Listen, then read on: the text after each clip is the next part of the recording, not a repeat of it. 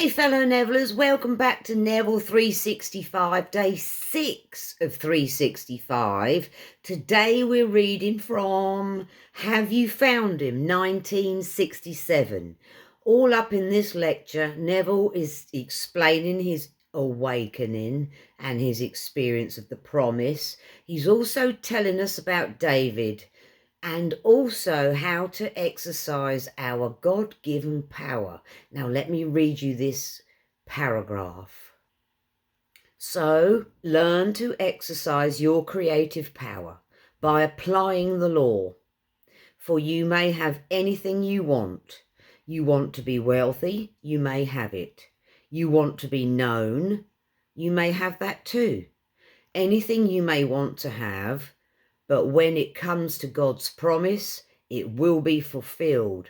It is my hope that it is now, but you don't think you can make it happen. You can't. You will find him when you see David, and he calls you Father, and he will.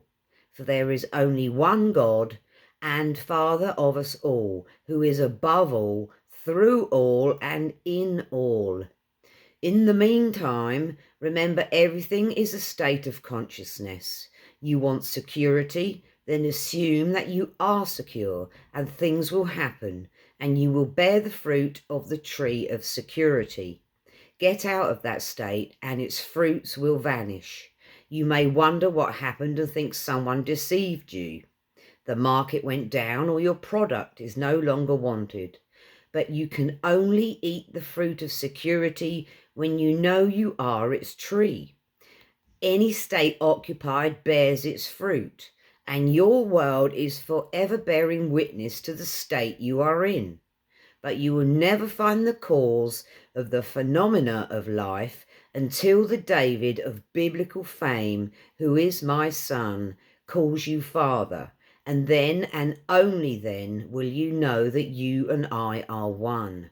So earlier in this lecture, Neville describes, or he shares a story of a lady who shared her story with him. It's about her awakening. She hears the giant voice within her. So basically the whole lecture is really about, have you found him? Have you found Jesus Christ? This lady did, with the story and the voice within her. And Neville's just telling us, don't despair if you haven't found him, because he's going to find you when it's decided by God that he will announce himself within you. And in the meantime, you can use the law to get what you want here in the world of Caesar. This is an amazing lecture. Great story of Neville's awakening and also David. And he describes this level of awareness like this. Let me read it to you. So this level of awareness, Neville describes it this way. I was sent to tell you the true story of the mystery of Christ. While we are here on this inferior level of awareness, we have lost sight of our Maker, but I have been sent to tell you how the drama of Christ unfolds within you, as it is the Father's will that not one be lost, not one in all my holy mountain. That always makes me smile reading that. Paul tells us in his letter to Corinthians that, like in the army, there are various levels of awareness. He puts the apostles first, the prophets second, the teachers third, and the miracle workers fourth. Why he does this, I do not know. I do know that I used the words of Paul when the risen Christ asked me to tell him what the greatest thing in the world, and after he embraced me and I fused with his body, I was sent with the words, down with the blue bloods. Here he continues about his experience. And you know you cannot earn this experience. It is all grace. Grace and more grace. So begin now to live a wonderful life and exercise your imagination lovingly on behalf of everyone.